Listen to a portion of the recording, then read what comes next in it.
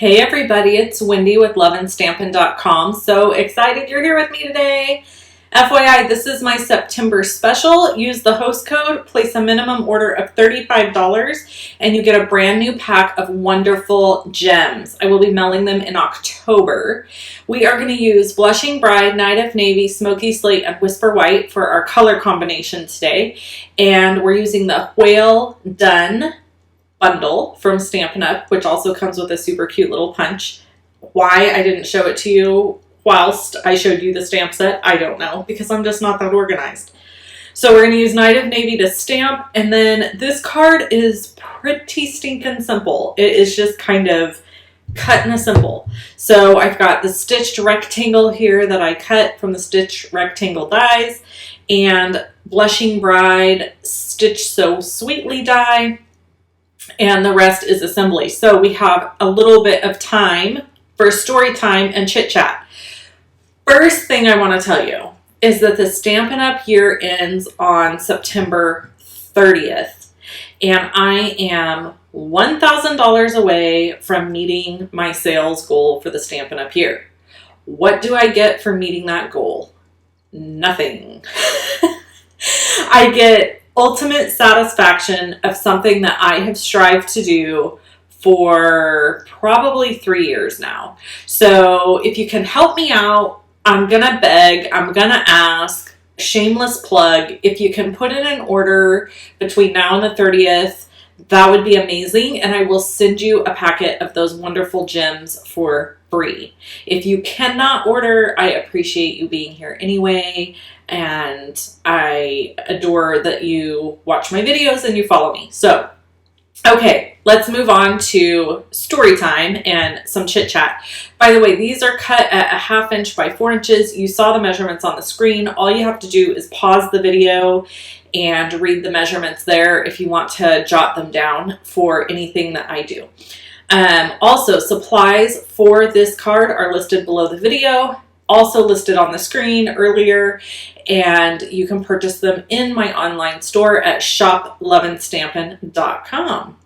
Okay, story time. This weekend, my husband and I are celebrating our 14th wedding anniversary. We've been together 17 years and we've been married 14. And I'm just going to tell you just like it is, people. I don't know how. I don't know how. I can't figure out how one human or two humans can come from completely different backgrounds, different families, different everythings, and stay married for that long. I mean, that's a long time. And my grandparents were married 68 years. Anyways, I love my husband to death. We get along pretty well 90% of the time. You know, there's the 10% where I'm sure he would like to like poke one of my eyes out, or there's times I possibly could fantasize about hitting him like with a bat. But, you know, 90% of the time it's, you know, good. It's good. And that's what it is. That's how it should be.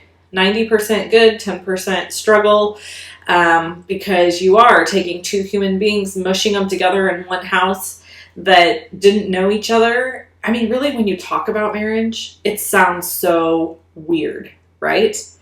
You're like, oh, I'm going to meet this person and we're going to talk. And then we're going to get to know each other. And if we hit it off, we're eventually going to make the choice to live together for the rest of our lives. But we didn't grow up in the same house. We probably don't have the same, like, thoughts on everything.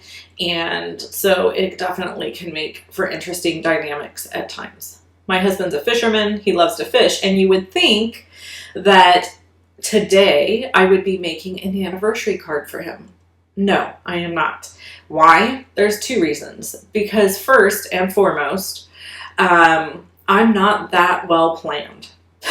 Let's just be honest. Like, if I was that smart and that well planned, I mean, I'd be making millions. But I'm not. I'm like, I'm just going to make this whale card that's a birthday card, and then when I thought about my story time, I was like, I'm going to talk about the fact that I've been married for 14 years. And then I thought that would have been the perfect time to make an anniversary card for my husband. No. So it was an afterthought. And honestly, I don't always make him a card. If I'm being totally honest, I don't make him cards for all his birthdays and anniversary and all that because we've been together a long time. And if I did that, there would be so much stuff in the house or to save because I would feel bad about throwing it away. So sometimes I just skip the card thing altogether. I don't know. I don't know if that's a good thing or a bad thing. He doesn't seem to really care. So we are polar opposites. First, he would never in a million years come on here and talk to you all or chat it up with me, with you. I actually did think of that, and I thought, oh, how fun would that be? But he would never do it. He would sooner die than be on the spot on social media. He doesn't even own a Facebook page.